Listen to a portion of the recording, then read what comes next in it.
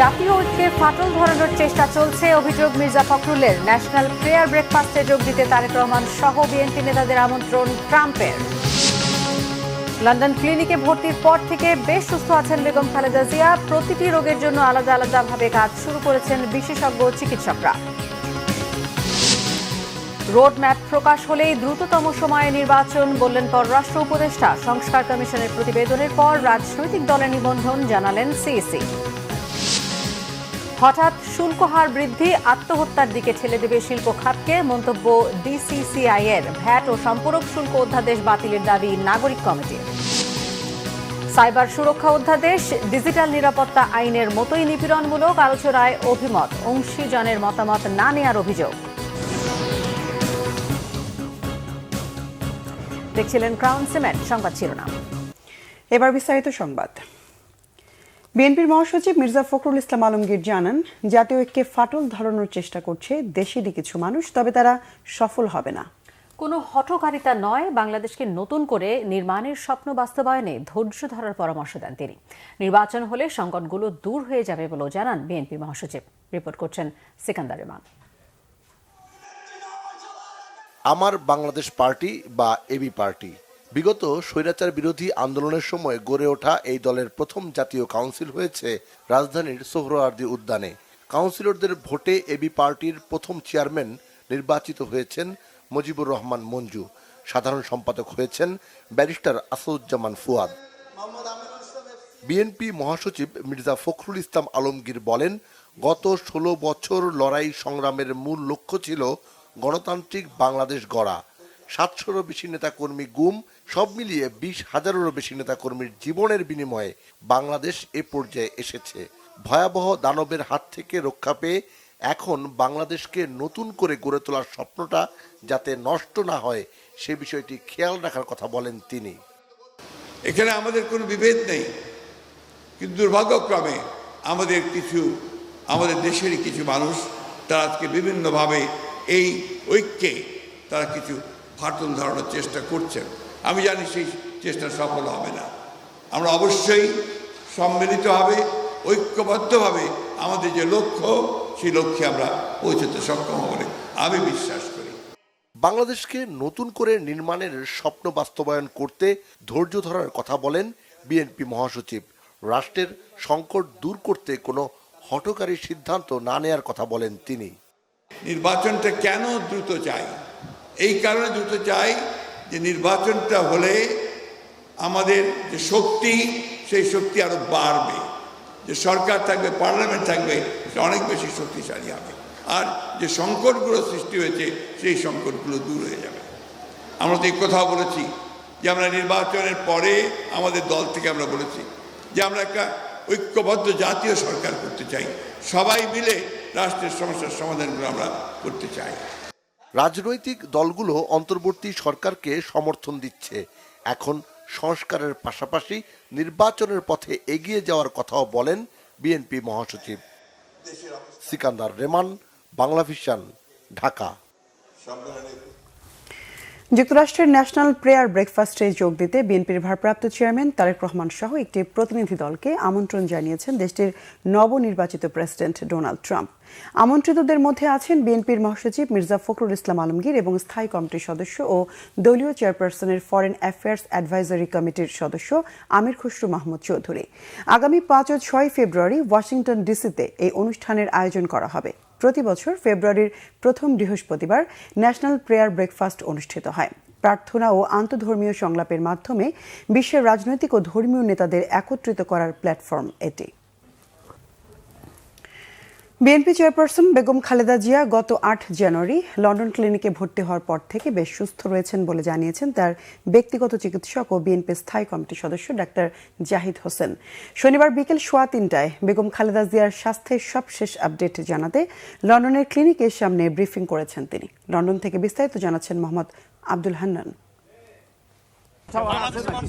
মার্লিবনের London ক্লিনিকে 4 দিন ধরে চিকিৎসারত বিএনপি চেয়ারপারসন বেগম খালেদা জিয়া। বেশ কিছু পরীক্ষা নিরীক্ষার ফলাফল হাতে এসেছে। প্রতিটি রোগের জন্য বিশেষজ্ঞ চিকিৎসক আলাদা আলাদাভাবে কাজ শুরু করেছেন বলে জানিয়েছেন বেগম খালেদা জিয়ার ব্যক্তিগত চিকিৎসক ডাক্তার জাহিদ হোসেন। লন্ডন ক্লিনিকের সামনে তিনি সাংবাদিকদের এ তথ্য জানান। চিকিৎসার মধ্যে গতকাল বিকেল থেকে কিছু পরিবর্তন আনা হয়েছে, শারীরিকভাবে ওনাকে আরও সুস্থ রাখার জন্য এবং তার সুস্থতা যাতে এত দ্রুত হয় সেসব বিষয়ের দিকে খেয়াল রেখে আমাদের চিকিৎসকদের সাথে পরামর্শক্রমে এবং ওনাদের নিজস্ব যে গাইডলাইন, নিজস্ব যে প্রোটোকল লন্ডন ক্লিনিকের, সে অনুযায়ী ওনার চিকিৎসা ওনারা চালিয়ে যাচ্ছেন। এবং আমরা দেখতে পাচ্ছি যে উনি 8 তারিখের তুলনায় আজকে যদি আমরা চিন্তা করি তাহলে স্বাভাবিকভাবেই ওনার শারীরিক অবস্থা কিছুটা স্থিতিশীল আছে এবং এভাবে যদি চলতে থাকে তাহলে হয়তো আগামী কয়েকদিনের মধ্যেই হয়তো দেখা যাবে যে শারীরিক অবস্থা সম্পর্কে আরও সুনির্দিষ্টভাবে কিছু কথা বলার সময় আসবে। বেগম জিয়ার জন্য তারেক রহমানের বাসা থেকে রান্না করা খাবার নিয়ে আসা হচ্ছে এবং সবসময় পাশে থাকছেন তারেক রহমান, তার স্ত্রী ডাক্তার জুবাইদা রহমান সহ পরিবারের সদস্যরা। পরিবারের পক্ষ থেকে, আমাদের ভারপ্রাপ্ত চেয়ারম্যানের পক্ষ থেকে আমরা কৃতজ্ঞতার সঙ্গে স্মরণ করি এবং আমাদের দলের পক্ষ থেকে আমরা জন্য কৃতজ্ঞতা জানাই, ধন্যবাদ জানাই এবং আপনাদের মাধ্যমে সবার কাছেই আমরা ওনার জন্য সুস্থতার জন্য দোয়া কামনা করি। আপনারা দোয়া করবেন যাতে উনি আশু রোগ মুক্তি হয়, আমরা আরও সুস্থ হয়ে উনি দেশে ফেরত যেতে পারেন, সেজন্য আপনাদের মাধ্যমে সবার কাছে আমরা দোয়া চাই। ৭৯ বছর বয়সী Begum Khaleda Zia liver cirrhosis, kidney, হৃদরোগ সহ নানা রোগে আক্রান্ত দীর্ঘদিন ধরে। বেগম খালেদা জিয়ার জন্য দেশবাসীর কাছে দোয়া চাইলেন যুক্তরাজ্য বিএনপির সভাপতি এম এ মালেক। প্রাণপ্রিয় নেতা দেশনায়ক তারেক রহমান, উনি সেইখানে কন্টিনিউয়াসলি ভিতরে আছেন। ডক্টর জুবাইদা আছেন, ওনার নাতনিরা আছে। তো উনি বেশ এবং ডাক্তাররা, দেশি বিদেশি ডাক্তাররা কন্টিনিউয়াসলি তারা পরীক্ষা নিরীক্ষা করে মেডিসিন দিচ্ছেন এবং উনি মাশাআল্লাহ সুস্থর দিকে আসছেন। বেশ কয়েকদিন ধরে যুক্তরাজ্যে প্রচণ্ড ঠান্ডার সতর্কতা চলছে। এ সময় বিশেষ করে যারা শিশু ও বয়স্ক রোগী তাদের বেশি সতর্ক থাকার পরামর্শ দেয়া হয়েছে। ঠিক একইভাবে সতর্কতা অবলম্বন করা হচ্ছে বেগম জিয়ার ক্ষেত্রেও। বেগম খালেদা জিয়ার চিকিৎসা শুধু কি এই লন্ডনের ক্লিনিকেই হবে নাকি পরবর্তীতে যুক্তরাষ্ট্রে নিয়ে যেতে হবে সেটি বলার এখনও সুযোগ আসেনি বলে জানিয়েছেন তার ব্যক্তিগত চিকিৎসক ডাক্তার জাহিদ হোসেন। এছাড়াও তিনি বলেছেন বিখ্যাত এই হাসপাতালে সব ধরনের সুযোগ সুবিধা সহ খুবই গুরুত্ব সহকারে বেগম জিয়ার চিকিৎসা হচ্ছে। লন্ডন ক্লিনিকের সামনে থেকে মোহাম্মদ আব্দুল হান্নান, বাংলা ভিশন, যুক্তরাজ্য। দর্শক, বেগম খালেদা জিয়ার চিকিৎসার সবশেষ তথ্য জানতে আমরা যুক্ত হচ্ছি লন্ডন প্রতিনিধি মোহাম্মদ আব্দুল হান্নানের সাথে। হান্নান, বিএনপি চেয়ারপারসনের চিকিৎসার সবশেষ কি তথ্য রয়েছে আপনার কাছে? ধন্যবাদ সিফাত। আপনি যেমনটি একটু আগে শুনলেন যে লন্ডন স্থানীয় সময় 3টার দিকে বেগম জিয়ার ব্যক্তিগত চিকিৎসক ডাক্তার জাহিদ হোসেন সাংবাদিকদের ব্রিফিং করেছেন। তিনি বলেছেন বেগম জিয়া 8 তারিখ যখন বাংলাদেশ থেকে যেই অবস্থায় এসেছিলেন, মানে শারীরিক অবস্থায় এসেছিলেন, তার থেকে অনেকটা স্থিতিশীল, মানে ভালোর দিকে, এবং তিনি আশা প্রকাশ করেছেন কয়েকদিনের মধ্যে ওনার সম্পূর্ণ চিকিৎসা শুরু হবে এবং ভালো একটি খবর দিতে পারবেন সেটি তিনি বলেছেন। তবে আমরা জানতে চেয়েছিলাম কি ধরনের টেস্ট হয়েছে, কয়টি টেস্ট হয়েছে বা কোন কোন প্রাধান্য দিয়ে। আপনারা জানেন বেগম জিয়া নানা রোগে আক্রান্ত, লিভার, ফুসফুস, কিডনি সহ অনেক রোগে আক্রান্ত। আমরা জানতে চেয়েছিলাম কোন বিষয়কে প্রাধান্য দিয়ে চিকিৎসা হবে। তিনি বলেছেন ডাক্তাররা যে যে অর্গানকে সবচেয়ে বেশি প্রয়োজন মনে করবেন সেটি ভেবেই চিকিৎসা শুরু হবে। এবং প্যাট্রিক কেনেডি, যার নেতৃত্বে লন্ডনে চিকিৎসা হচ্ছে, তিনি একজন বিশ্বখ্যাত লিভার ডক্টর এবং ধারণা করা হচ্ছে তার নেতৃত্বে বেগম জিয়ার যে যে পরামর্শ অনুযায়ী টেস্ট করা প্রয়োজন সব ধরনের টেস্ট চলছে। আমরা যেটি বলেছেন আজকেও কয়েকটি টেস্ট এবং গতকালকেও কয়েকটি টেস্ট করার পরামর্শ দেওয়া হয়েছে। কিছু টেস্টের ফলাফল হাতে এসেছে এবং কিছু টেস্টের জন্য অপেক্ষা করছেন ডাক্তাররা। বাংলাদেশ থেকে আসা ডাক্তার টিম এবং এখানকার যে টিম রয়েছেন তারা সার্বক্ষণিক যোগাযোগের মাধ্যমে বেগম জিয়ার খুবই গুরুত্ব দিয়ে চিকিৎসা হচ্ছে এখানে। পাশাপাশি আপনাদেরকে বলে রাখতে চাই, চিকিৎসার পাশাপাশি তিনি মানসিকভাবে খুবই উৎফুল্ল রয়েছেন। কিছুক্ষণ আগে ঠিক ডাক্তারের ব্রিফিং এর পরপরই তারেক রহমান তিনি সস্ত্রীক ডাক্তার জুবাইদা রহমানকে নিয়ে হাসপাতালে প্রবেশ করেছেন। ঠিক এভাবেই মায়ের সেবা যত্ন করে যাচ্ছেন বেঁচে থাকা একমাত্র ছেলে তারেক রহমান এবং তার স্ত্রী ডক্টর জুবাইদা রহমান সহ পরিবারের অন্যান্য সদস্যরা। এবং এই হাসপাতালকে ধন্যবাদ।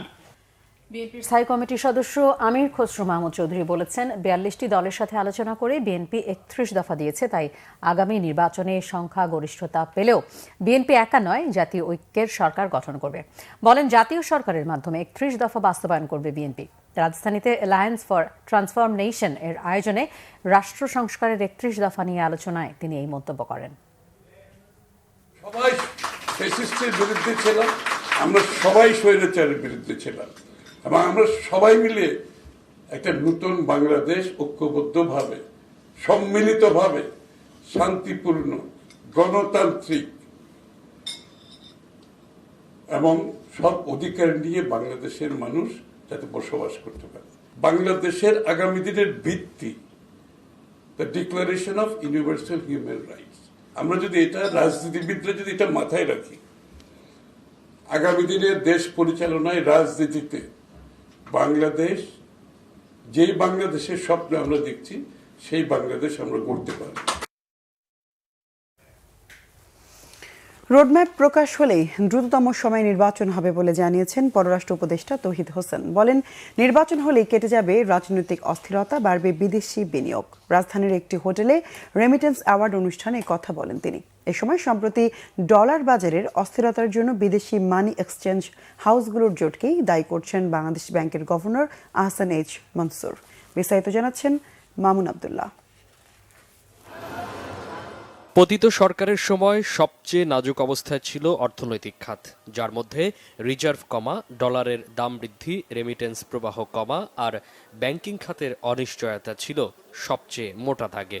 ৫ আগস্টের গণঅভ্যুত্থানের পর কাটতে শুরু করেছে এসব খাতের অস্থিরতা। এ প্রেক্ষিতে ব্র্যান্ডিং বাংলাদেশ শীর্ষক ব্যাংকিং রেমিটেন্স অ্যাওয়ার্ডের আয়োজন করে একটি বেসরকারি সংস্থা, যেখানে 10টি ব্যাংকে দেওয়া হয় রেমিটেন্স অ্যাওয়ার্ড। অনুষ্ঠানে বাংলাদেশ ব্যাংকের গভর্নর বলেন, দেশে গেল ৬ মাসে বেড়েছে রেমিটেন্স প্রবাহ ও রপ্তানি আয়। সম্প্রতি ডলার বাজার অস্থিরতার জন্য এগ্রিগেটরদের দায়ী করেন তিনি। এই ৬ মাসে আমরা ডিসপাইট জুলাই অগাস্টের ঘটনা প্রবাহ বাদ দিয়েও আমাদের রেমিটেন্স নেট বৃদ্ধি হয়েছে $3 বিলিয়ন, যেটা একটা বড় একটা অবদান রেখেছে। আমাদের এক্সপোর্ট বেড়েছে প্রায় $2.5 বিলিয়ন। $5.5 বিলিয়ন কিন্তু আমাদের অনেক কাজে লেগেছে এই দুঃসময়ে। কিছু প্রভাবশালী বড় কোম্পানি তারা এই অর্থটাকে এগ্রিগেট করে একটা বার্গেনিং প্রসেসে আমাদের এক্সচেঞ্জ রেটকে তারা ম্যানিপুলেট করার চেষ্টা করে। বর্তমানে দেশের অর্থ বিদেশে পাচার বন্ধ রয়েছে বলেও জানান তিনি। বলেন, পাচার হওয়া অর্থ ফেরত আনতে প্রয়োজনে বিদেশি আইনজ্ঞ নিয়োগ দেওয়া হবে। আমরা সরাসরি বিদেশি যারা আইন প্রয়োগকারী সংস্থা, লাইক ISCCC, লাইক আইকা, লাইক ওয়ার্ল্ড ব্যাংকের স্টার গ্রুপ, FBI এবং ইউএস জাস্টিস ডিপার্টমেন্ট, সবার সাথে আমাদের আলাপ হচ্ছে। এ সময় রোডম্যাপ প্রকাশ পেলেই দ্রুততম সময়ে নির্বাচনের কথা বলেন পররাষ্ট্র উপদেষ্টা। বলেন, রাজনৈতিক অস্থিরতা কেটে গেলেই ফিরবে বিদেশি বিনিয়োগ। রাজনৈতিক একটা অনিশ্চয়তা যখন দেখেন কেউ, তখন সেখানে কিন্তু ইনভেস্ট করতে আসতে চান না সহজে কেউ। কাজে এটা আমাদের জন্য একটা কঠিন কাজ সামনে, এবং আমরা আশা করছি যে খুব তাড়াতাড়ি একটি রোডম্যাপ এসে যাবে, তখন সহজে আস্থা ফিরে আসবে আমাদের যে বিদেশি বিনিয়োগকারীরা আছেন। মধ্যপ্রাচ্যের যে পত্রিকাগুলি আছে সেগুলিতে ভারতীয়রা বিরাট ভূমিকা পালন করছে। তাদের প্রচুর এমনকি এডিটোরিয়াল পলিসি নির্ধারণের ক্ষেত্রে তারা ভূমিকা পালন করছে। আমাদের সেখানে প্রচুর সমস্যার সম্মুখীন হতে হচ্ছে যে আমাদের একটা ছোটোখাটো ঘটনা ঘটলেও, সেটাকে নেগেটিভ ঘটনা ঘটলেও সেই খবরটাই প্রাধান্য পায়, পজিটিভটা প্রাধান্য পায় না। এটা ভারতের ক্ষেত্রে ঠিক উল্টোটা ঘটে, কারণ তাদের লোকজন সেখানে ওই অবস্থানে পৌঁছতে পেরেছে। বিদেশে বাংলাদেশিদের রাজনৈতিক বিশৃঙ্খলায় বাংলাদেশের ইমেজ ও ব্র্যান্ডিং নষ্ট হচ্ছে বলে জানান পররাষ্ট্র উপদেষ্টা। সব ইমেজ মামুন আব্দুল্লাহ, বাংলা ভিশন, ঢাকা। মোটামুটি সংক্ষিপ্ত। সংস্কার কমিশনের প্রতিবেদন দেওয়ার পর রাজনৈতিক দলগুলোর নিবন্ধন নিয়ে নতুন পরিকল্পনা করা হবে জানিয়েছেন প্রধান নির্বাচন কমিশনার AMM নাসিরউদ্দিন।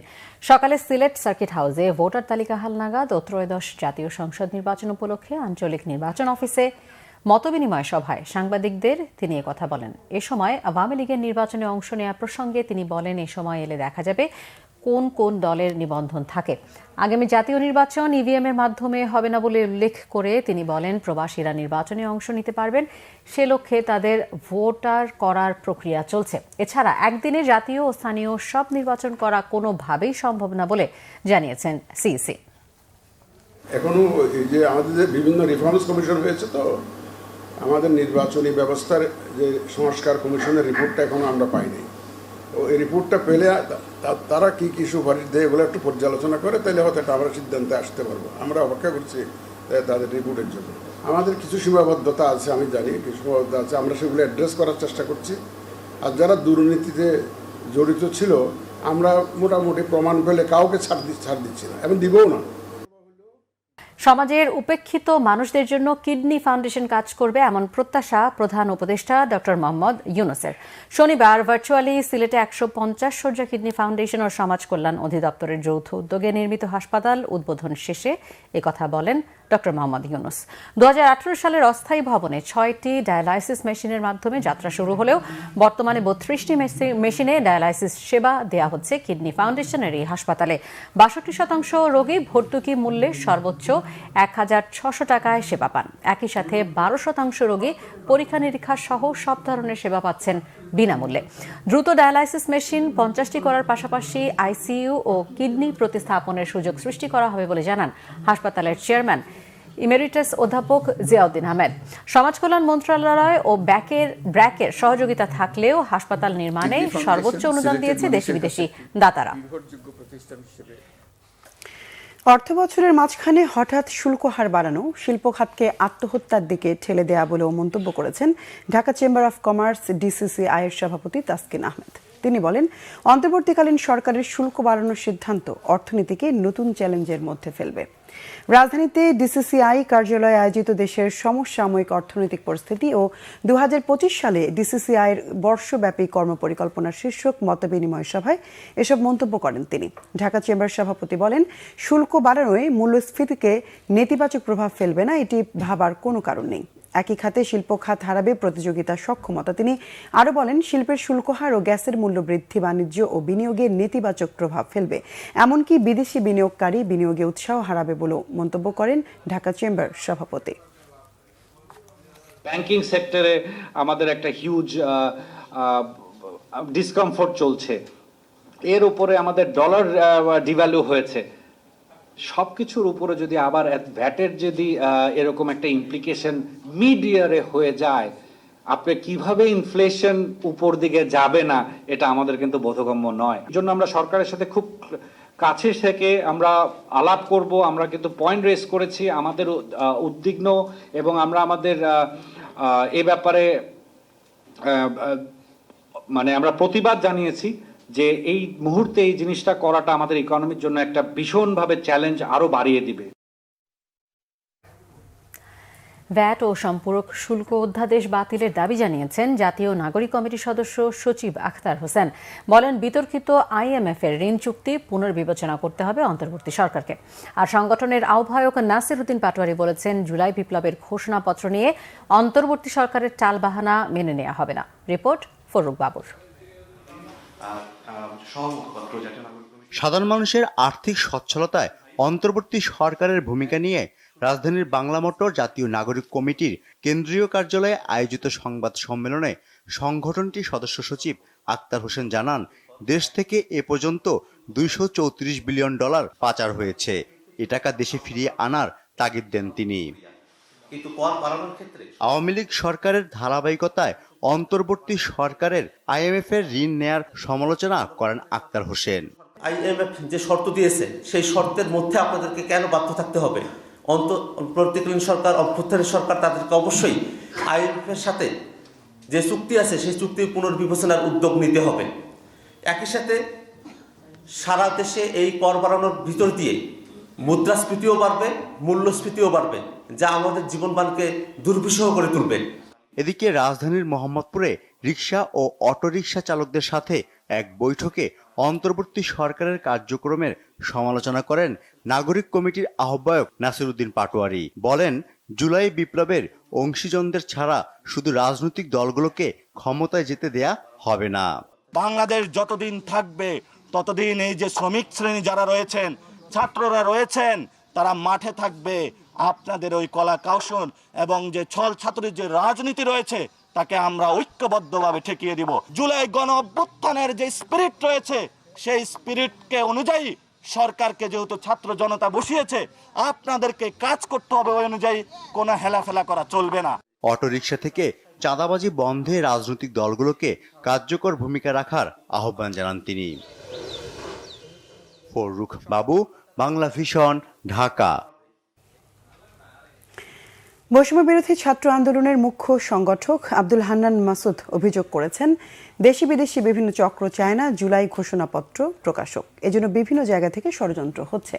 চট্টগ্রামে বৈষম্য বিরোধী ছাত্র আন্দোলনের জুলাই ঘোষণাপত্র নিয়ে জনসংযোগ কর্মসূচিতে যোগ দিয়ে এ অভিযোগ করেন তিনি। পরে নগরীর ২ নম্বর গেট এলাকার বিপ্লব উদ্যান থেকে শুরু করে আশপাশের এলাকায় দোকান, মার্কেট ও পথচারীদের হাতে জুলাই ঘোষণাপত্রের প্রচারপত্র বিলি করেন বৈষম্য বিরোধী ছাত্র আন্দোলনের এই নেতা। এতে ফ্যাসিস্ট সরকারের বিভিন্ন দুর্নীতির বিবরণ ও জুলাই আন্দোলনে চেতনা সহ ৭ দফা প্রস্তাব গ্রহণ করে তা প্রকাশে অন্তর্বর্তীকালীন সরকারের কাছে দাবি জানানো হয়। জুলাই প্রক্লেমেশন বাংলাদেশের মানুষের মৌলিক অধিকারগুলো নিশ্চিত করার ক্ষেত্রে একটি অগ্রগণ্য ভূমিকা পালন করবে বলে আমরা মনে করি, যার কারণে দেশি বিদেশি বিভিন্ন শক্তি চায় না যে জুলাইয়ের প্রক্লেমেশন হোক। যারা এদেশের মানুষকে দাস বানিয়ে রাখতে চায়, যারা এদেশের মানুষের উপর শোষণ করতে চায়, যারা এদেশের মানুষের উপর নিপীড়ন করতে চায়, তারাই কেবল জুলাইয়ের প্রক্লেমেশন চাচ্ছে না। আগামী 2025-26 অর্থবছরের বাজেটে ব্রডব্যান্ড ও মোবাইল ইন্টারনেট ব্যবহারের ওপর প্রস্তাবিত সম্পূরক শুল্ক প্রত্যাহারের দাবি জানিয়েছে সাধারণ মানুষ।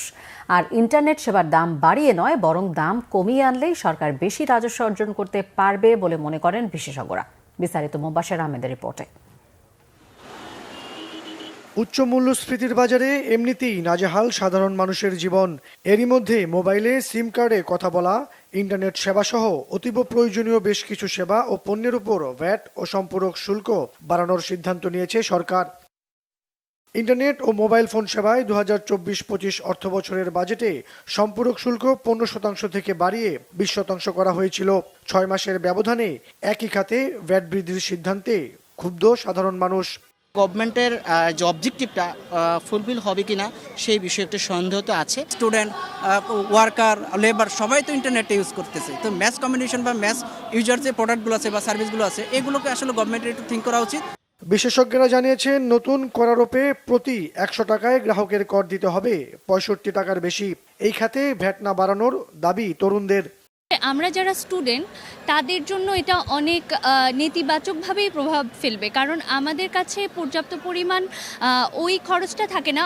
এটা বাড়ানোটা উচিত হবে না, যেহেতু আমাদের ইকোনমিক কন্ডিশনও ভালো না, গ্রাহক জনগণের কাছেও খুব পর্যাপ্ত পরিমাণ টাকা নাই। লাক্সারিয়াস প্রোডাক্ট যেগুলো আছে, লাক্সারিয়াস প্রোডাক্টগুলোতে তারা শুল্কটা বাড়াতে পারতো বা বাড়ানোর চেষ্টা করতো। আমি কখনোই মনে করি না যে মোবাইল ফোনের যে বিলটা আছে লাক্সারিয়াস প্রোডাক্ট। রাজস্ব বাড়ানোর বিষয়টি সমর্থন করলেও সংশ্লিষ্টরা বলছেন, ইন্টারনেট খাতে ভ্যাট বৃদ্ধি হিতে বিপরীত হতে পারে। এর ফলে ইন্টারনেট ব্যবহার কমার আশঙ্কা অনেকের। এইখানে কিন্তু যদি ইন্টারনেটের দাম একটু হলেও বাড়ে, যেখানে আমরা কমানোর কথা বলছি, যেখানে আমরা বলে আসছি যে ইন্টারনেটের উপর থেকে ভ্যাট মওকুফ করে দেওয়া হোক, এখানে যদি আরও 10% বা 3% বাড়িয়ে দেওয়া হয়, তাহলে কিন্তু আরও বেশি মানুষ কিন্তু এটা ডিসকারেজড হবে ইন্টারনেট ব্যবহার থেকে। মানুষ এই মোবাইল ডাটা এবং মোবাইল ফোন যে টকিং আওয়ারটা বেশি ইউজ করুক, তাহলে সরকারের রেটটা যদি কমায়, বেসটা যদি বড় হয়, তাহলে টোটাল অ্যামাউন্টটা কিন্তু বরং বেশি আসবে রেভিনিউ গভর্নমেন্টের জন্য। বিটিআরসির তথ্য মতে গত 2 মাসে দেশে ইন্টারনেট ব্যবহারকারী কমেছে প্রায় 40 লাখ। ব্যয় বাড়লে এই সংখ্যা আরও কমবে বলে ধারণা তাদের। মোবাশ্বের আহমেদ, বাংলা ভিশন, ঢাকা।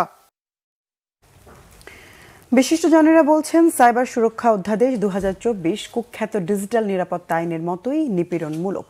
তাদের মতে, অংশীজনদের সাথে আলোচনা ছাড়াই এর খসড়া তৈরি করেছে অন্তর্বর্তী সরকার, যা ফ্যাসিবাদী দৃষ্টিভঙ্গির বহিঃপ্রকাশ। রিপোর্ট করছেন নাবিল জাহাঙ্গীর। 5ই আগস্ট শেখ হাসিনার পতন ঘটে, ক্ষমতাচ্যুত হয়ে ভারতে পালিয়ে যান তিনি। এর 3 দিন পর নোবেল পুরস্কার বিজয়ী ডক্টর মোহাম্মদ ইউনূসের নেতৃত্বাধীন সরকারের পথচলা শুরু হয়। সংবিধান, আইন, রাষ্ট্র পরিচালনা, উন্নয়ন সব ক্ষেত্রেই পরিবর্তনের ছোঁয়া লাগবে এমন আশা দিতে থাকেন সরকারের উপদেষ্টারা।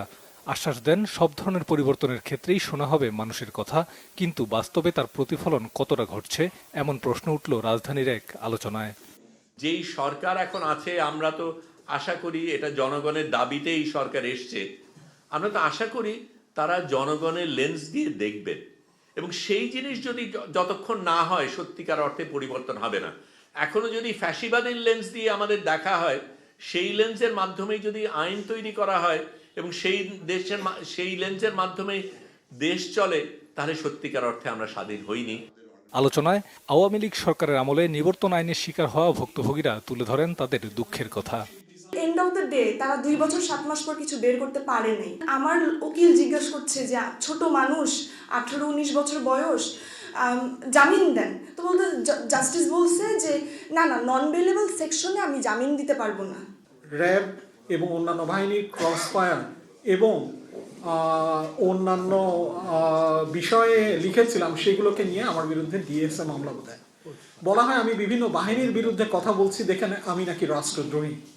পট পরিবর্তনের পর ডিসেম্বরে সিএসের পরিবর্তে নতুন আইন সাইবার সুরক্ষা অধ্যাদেশ 2024 বা সিএসওর খসড়া তৈরি করে অন্তর্বর্তী সরকার। এর প্রক্রিয়া নিয়ে প্রশ্ন বিশিষ্টজনদের। ডক্টর ইউনূসের অন্তর্বর্তীকালীন সরকার কি মানবতা বিরোধী অপরাধের নিরবিচ্ছিন্ন ধারাবাহিকতা রাখতে চাচ্ছে কিনা? নন বেলেবল ঘটনাটা দিয়েই আসলে রাষ্ট্র ভয়ঙ্কর অন্যায় করে। নাগরিকদের সাথে তো একটা সংলাপ হতে হবে, সেই সংলাপ না হয়ে তো একটা আইনের খসড়া আপনি তৈরি করে ফেলতে পারেন না বা চূড়ান্ত করতে পারেন না। যেটা সুস্পষ্টভাবে স্পষ্টীকরণ করা হয়নি, যেটা ব্যাখ্যা দেওয়া হয়নি, সেটা যদি এরকম ভেগ থাকে তাহলে তার অপব্যবহার হবেই। আওয়ামী লীগ সরকারের আমলের নিবর্তন আইনে হওয়া মামলাগুলো বাতিল না হওয়ায় ক্ষোভ প্রকাশ করেন বক্তারা। নাবিল জাহাঙ্গীর, বাংলা ভিশন, ঢাকা।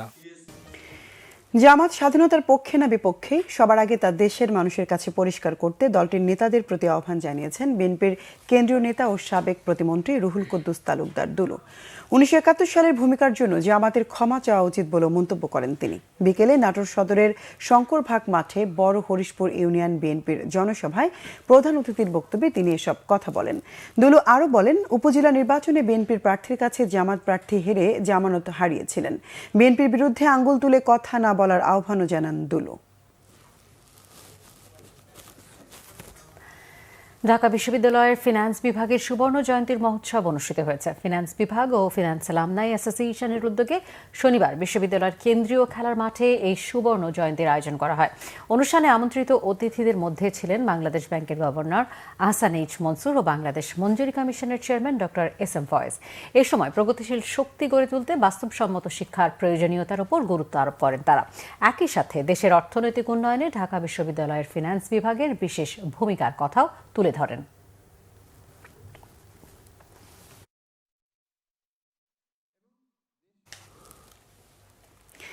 শনিবারের বাণিজ্য মেলাতেও ছিল ক্রেতা দর্শনার্থীর ভিড়, তবে শুক্রবারের তুলনায় লোক সমাগম কম ছিল। মেলায় আগতদের অনেকেই যাতায়াতের ভোগান্তির কথা জানিয়েছেন। বছরে একবার এই আয়োজন অনেকের কাছেই উৎসবের মতো। মিরাজ হোসেন গাজীর রিপোর্ট। ঢাকা আন্তর্জাতিক বাণিজ্য মেলায় শনিবারের সন্ধ্যাটা মাতোয়ারা হয় উন্মুক্ত কনসার্টে। মেলার মূল ফটক দিয়ে প্রবেশ করলেই খোলা ময়দান, এর একপাশে স্থায়ী মঞ্চে চলছিল নানা পরিবেশনা। মেলায় এই আয়োজন যুক্ত করে বাড়তি আমেজ। আমি বাণিজ্য মেলাতে এসে অনেক খুশি হয়েছি। বাণিজ্য মেলাতে অনেক কিছু কিনেছি এবং অনেক কিছু কিনবো। এসে আমার খুবই ভালো লাগছে। এখানে অনেক সুন্দর সুন্দর নানা রকমের জিনিস পাওয়া যায়। এদিন মেলায় পরিবার সহ আসেন রাজধানী ঢাকার বিভিন্ন এলাকার বাসিন্দারা। আশপাশের জেলা উপজেলা থেকেও দল বেঁধে বাণিজ্য মেলা দেখতে আসেন তরুণ তরুণীরাও। বাণিজ্য মেলার জন্য সবাই আসতে চায়। এই দূরের জন্য একটু মানুষের যাতায়াতের জন্য একটু প্রবলেম। এই বাণিজ্য মেলায় আমরা অনেক কিছু কিনবো। আমরা একটু আগে এসেছি, আসতে আসতে অনেকক্ষণ লেগেছে কারণ রাস্তা ভালো না এই জায়গায়। আন্তর্জাতিক বাণিজ্য মেলায় দেশি বিদেশি স্টলেও ছিল বেশ ভিড়। ছুটির দিনে বেচাকেনাও ছিল ভালো। এই ব্লেজারটা আমি কিছুক্ষণ আগে কিনেছি বাণিজ্য মেলা থেকে, আলহামদুলিল্লাহ খুব সাশ্রয়ী। এবার টুকটাক কাস্টমার আসতেছে, আশা করা যায় সামনে আরো কাস্টমার আসবে। না তেমন কিছু ওঠে নাই, দোকানপাট খুব কম। না এবার আসলাম। মেলার শেষ দিনগুলোতে বেচাবিক্রি আরও বাড়বে বলে আশা করছেন আয়োজকরা। মিরাজ হোসেন গাজী, বাংলা ভিশন, ঢাকা। আরো কিছু খবর নিয়ে এখন দেখুন একটি ডেস্ক রিপোর্ট। স্বাধীনতা, সাম্য, সম্প্রীতির জন্য কবিতা স্লোগান নিয়ে আসছে ফেব্রুয়ারির 1 ও 2 তারিখে জাতীয় কবিতা উৎসব 2025 আয়োজনের ঘোষণা দিয়েছে জাতীয় কবিতা পরিষদ। সকালে জাতীয় প্রেস ক্লাবের তোফাজ্জল হোসেন মানিক মিয়া মিলনায়তনে এক সংবাদ সম্মেলনে এ তথ্য জানান কবিতা পরিষদের আহ্বায়ক কবি মোহন রায়হান। লিখিত বক্তব্যে কবি মোহন রায়হান জানান, ঢাকা বিশ্ববিদ্যালয়ের কেন্দ্রীয় লাইব্রেরি চত্বরে হবে জাতীয় কবিতা উৎসব 2025। প্রখ্যাত আইন বিশেষজ্ঞ, চিন্তাবিদ, সাবেক প্রধান বিচারপতি সৈয়দ মাহবুব মোর্শেদের 114তম জন্মবার্ষিকী পালন করা হয়েছে। এ উপলক্ষে রাজধানীর বনানীতে সকালে তাঁর স্মৃতির প্রতি পুষ্পমাল্য অর্পণ সহ মিলাদ মাহফিল ও কোরআন খানির আয়োজন করেছে সৈয়দ মাহবুব মোর্শেদ স্মৃতি সংসদ। 38তম বাংলাদেশ অ্যামেচার গলফে পুরুষ এককে চ্যাম্পিয়ন হয়েছেন সদ্ভাব আচারিয়া। রানার্স আপ বাংলাদেশের রফিকুল ইসলাম। মহিলা এককে বাংলাদেশ সেনাবাহিনীর সোনিয়া আক্তার চ্যাম্পিয়ন এবং জাকিয়া সুলতানা রানার আপ হয়েছেন। মহিলা দলগত ইভেন্টে সেনাবাহিনীর জাকিয়া সুলতানা ও সোনিয়া আক্তার জুটি চ্যাম্পিয়ন এবং দক্ষিণ কোরিয়ার হাইউং ও জিন সুক জুটি রানার্স আপ হয়েছেন। কুর্মিটোলা গলফ ক্লাবে সন্ধ্যায় প্রধান অতিথি হিসেবে উপস্থিত থেকে পুরস্কার তুলে দেন সেনাবাহিনী প্রধান এবং বাংলাদেশ গলফ ফেডারেশনের প্রেসিডেন্ট জেনারেল ওয়াকারুজ্জামান। রাজধানীর বনানীর একটি অভিজাত হোটেলের বলরুমে আইডিপি আয়োজিত স্টাডি অস্ট্রেলিয়া রোড শো হয়েছে। আইডিপি হল বিশ্বের অন্যতম শীর্ষস্থানীয় শিক্ষা পরামর্শদাতা সংস্থা। সিটি ব্যাংক বাংলাদেশে স্টুডেন্ট ব্যাংকিং সেবার অগ্রণী প্রতিষ্ঠান হিসেবে ব্যাংকটির 9টি শাখায় রয়েছে শিক্ষার্থীদের জন্য নিবেদিত স্টুডেন্ট ফাইল সেবা, যার মধ্যে Banani student centre hall, flagship centre এবং অন্যান্য সেন্টারগুলো Karwan Bazar, new market, principal office, Jamuna future park, চট্টগ্রামের আগ্রাবাদ এবং ওয়ার নিজাম রোড, সিলেটের বন্দরবাজার ও আম্বরখানা। মার্কেন্টাইল ব্যাংকের বার্ষিক ব্যবসায়িক সম্মেলন 2025 হয়েছে রাজধানীর একটি হোটেলে। এতে ব্যাংকের 152টি শাখার প্রধান, 45টি উপশাখার ইনচার্জ, উপব্যবস্থাপনা পরিচালকগণ, প্রধান কার্যালয়ের বিভাগীয় প্রধান, রিজিওনাল হেড ও ঊর্ধ্বতন নির্বাহীরা অংশ নেন। সম্মেলনে প্রধান অতিথি ছিলেন ব্যাংকের পরিচালনা পর্ষদের চেয়ারম্যান আনোয়ারুল হক।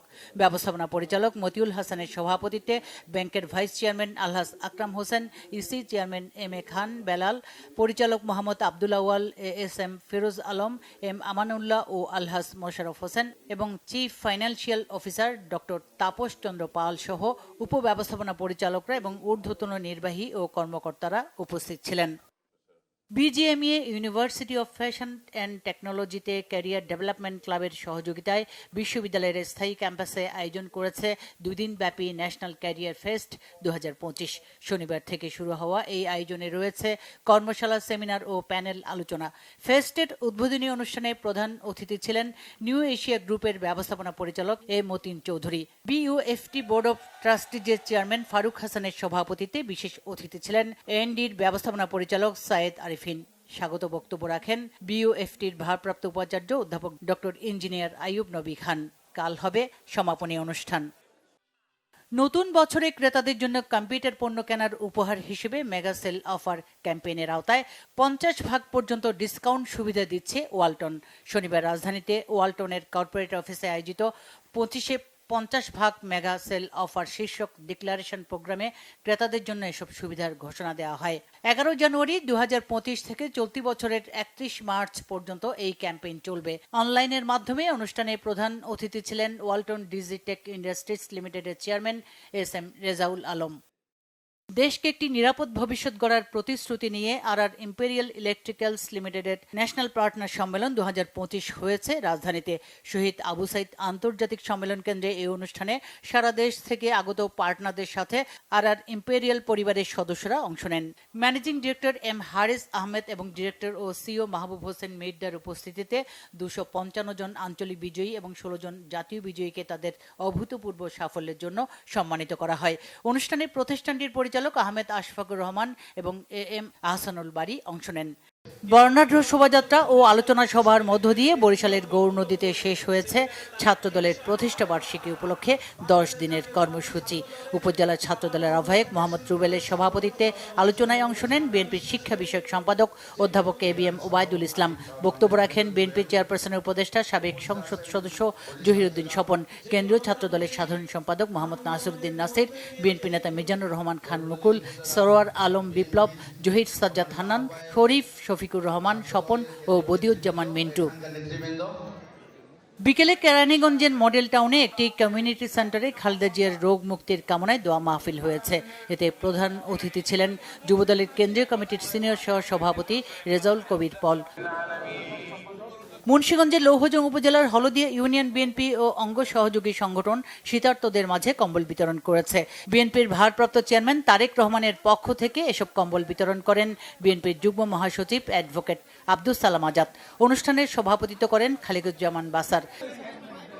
সম্প্রীতির বন্ধনে গড়ি আপন শেকড়, এই প্রতিপাদ্যে নরসিংদীর বাঞ্ছারামপুর অ্যাসোসিয়েশনের পরিচিতি সভা ও প্রীতি সম্মেলন হয়েছে। শনিবার দিনব্যাপী নরসিংদীর ড্রিম হলিডে পার্কে প্রীতি সম্মেলন অনুষ্ঠানে সভাপতিত্ব করেন সংগঠনের আহ্বায়ক মোতাহার হোসেন অনিক। উপস্থিত ছিলেন শাহ আমানত গ্রুপের চেয়ারম্যান মোহাম্মদ হেলাল মিয়া, খুলনা বিভাগের দুদক পরিচালক জালাল আহমেদ স্বপন, নরসিংদী সরকারি কলেজের সাবেক অধ্যক্ষ প্রফেসর মোহাম্মদ আলী সহ গণ্যমান্যরা। খাগড়াছড়ি সেনা রিজিয়নের উদ্যোগে প্রদর্শনী ফুটবল ম্যাচ হয়েছে। বিকেলে খাগড়াছড়ি স্টেডিয়ামে Dhaka Lalbagh friends veterans club বনাম খাগড়াছড়ি সোনালী অতীত ক্লাবের মধ্যে অনুষ্ঠিত প্রদর্শনী ম্যাচটি নির্ধারিত সময় শেষে গোলশূন্য ড্র হওয়ায় উভয় দলকে যৌথ চ্যাম্পিয়ন ঘোষণা করা হয়। খেলায় প্রধান অতিথি ছিলেন Khagrachari region commander brigadier general Sharif Mohammad Aman Hasan. Bangla vision news desk. খেলার খবর। তামিম ইকবালকে আন্তর্জাতিক ক্রিকেটে বাংলাদেশের সবচেয়ে সুন্দর ওপেনিং ব্যাটসম্যান হিসেবে চিহ্নিত করেছে বাংলাদেশ ক্রিকেট বোর্ড। তাকে নতুন প্রজন্মের প্রেরণাদাতা উল্লেখ করে এই গ্রেটের বিদায়কে টাইগার ক্রিকেটে একটি যুগের পরিসমাপ্তি হিসেবে দেখছে বিসিবি। অফিসিয়াল ফেসবুক পোস্টে সাবেক টাইগার অধিনায়ককে কৃতজ্ঞতা ও প্রশংসায় ভাসিয়েছে বিসিবি। সেখানে আরও লেখা হয়েছে, আইকনিক সেঞ্চুরি থেকে অগণিত অবিস্মরণীয় স্মৃতি উপহার দিয়ে তামিম ক্রিকেট ভক্তদের মনে চিরকাল উজ্জ্বল হয়ে থাকবে। ক্রিকেট মাঠে আস্থা তৈরির পাশাপাশি কিভাবে কঠিন পরিস্থিতি মোকাবেলায় যুদ্ধ করে এগিয়ে যেতে হয়, কিভাবে স্বপ্নের বাস্তবতা করতে হয় নতুন প্রজন্মের জন্য, সেই দৃষ্টান্ত তুলে ধরায় তামিমকে ধন্যবাদ।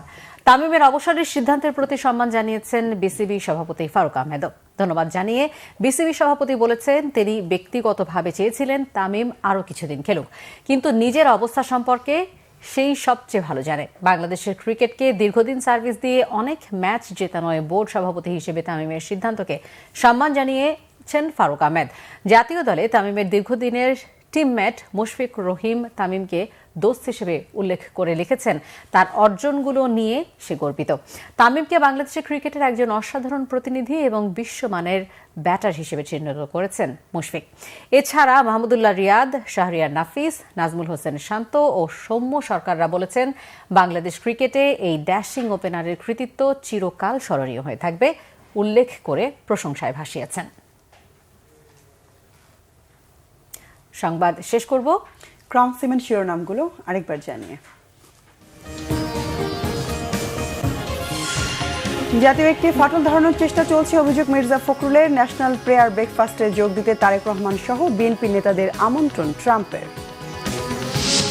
লন্ডন ক্লিনিকে ভর্তির পর থেকে বেশ সুস্থ আছেন বেগম খালেদা জিয়া। প্রতিটি রোগের জন্য আলাদা আলাদাভাবে কাজ শুরু করেছেন বিশেষজ্ঞ চিকিৎসকরা।